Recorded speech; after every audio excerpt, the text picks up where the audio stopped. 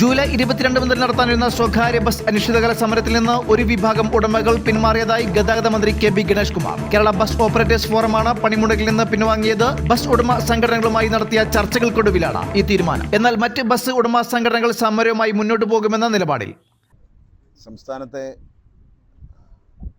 Private bus ഉടമകൾ 22-ാം തീയതി മുതൽ ഒരു സമരം പ്രഖ്യാപിച്ചിരുന്നത്. സൂചനാ സമരം അവർ നടത്തി.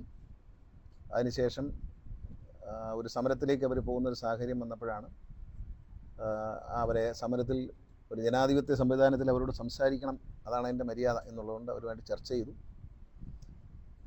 ഏതാണ്ട് 99% കാര്യങ്ങളും പരിഹരിക്കപ്പെട്ടിട്ടുണ്ട്. വളരെ പൊളിറ്റിക്കൽ ഡിസിഷൻ എടുക്കേണ്ട 1-2 കാര്യങ്ങളിലാണ് തർക്കം ബാക്കി നിൽക്കുന്നത്.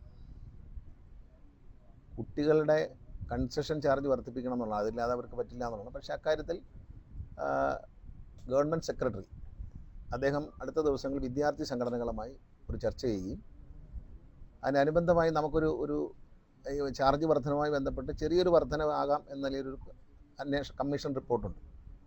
നേരത്തെ തന്നെ ഗവൺമെൻറ് നിയോഗിച്ചിരുന്നതാണ്. അപ്പോൾ അതിൻ്റെ അടിസ്ഥാനത്തിൽ വിദ്യാർത്ഥികളുമായും അതിനുശേഷം ബസ് ഉടമകളുമായും വീണ്ടും ഒരു 2 ആഴ്ചക്കുള്ളിൽ അക്കാര്യത്തിൽ ചർച്ച ചെയ്യാം. ഒരു സമവായം ഉണ്ടാകണം. കാരണം കുട്ടികളുടെ ചാർജൊക്കെ വർദ്ധിപ്പിക്കുമ്പോൾ അവരുമായിട്ടൊക്കെ ചർച്ച ചെയ്ത് ഒരു സമവായം ഉണ്ടാകുമെന്നാണ് പ്രതീക്ഷിക്കുന്നത്. വലിയൊരു ചാർജ് വർധനമാണെന്ന് തോന്നുന്നില്ല, പക്ഷേ എന്നാലും അത് അവരോട് സംസാരിച്ചതിന് ശേഷം ഒരു സമവായം ഉണ്ടാക്കാനാണ് ഗവൺമെൻറ് സെക്രട്ടറിക്ക് നിർദ്ദേശം കൊടുത്തിട്ട് അദ്ദേഹം അത് ഉടനെ തന്നെ ചെയ്യും. അത് അവരും സമ്മതിച്ചു.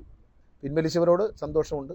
പിൻവലിക്കാത്തവർ എത്രയും വേഗം പ്രശ്നങ്ങൾ മനസ്സിലാക്കി. കാരണം അവരോട് ഞങ്ങൾക്ക് ചോദിക്കാം, 99% കാര്യവും ഈ ചർച്ചയിൽ അവർ ഉന്നയിച്ച ഏതാണ്ട് കാര്യങ്ങളെല്ലാം 95% കാര്യമെങ്കിലും തീർപ്പാക്കിയിട്ടുണ്ടെന്നാണ് വിശ്വാസം. ബസ് ഉടമകൾ ഉന്നയിച്ച ഭൂരിഭാഗം ആവശ്യങ്ങളും അംഗീകരിച്ചതായി മന്ത്രി കെ ബി ഗണേഷ് കുമാർ വ്യക്തമാക്കി. വിദ്യാർത്ഥി കൺസെഷൻ വിഷയത്തിൽ അടുത്തയാഴ്ച വിദ്യാർത്ഥി സംഘടനകളുമായി ചർച്ച നടത്തുമെന്നും 2 ആഴ്ചക്കുള്ളിൽ ഈ വിഷയത്തിൽ തീരുമാനമുണ്ടാകുമെന്നും അദ്ദേഹം അറിയിച്ചു. ഡ്രൈവർ, കണ്ടക്ടർ, ക്ലീനർ എന്നിവർക്ക് പോലീസ് വെരിഫിക്കേഷൻ നിർബന്ധമാക്കുന്ന കാര്യത്തിലും വിട്ടുവീഴ്ചയില്ലെന്ന് ചർച്ചയിൽ മന്ത്രി അറിയിച്ചു. News desk, news 99.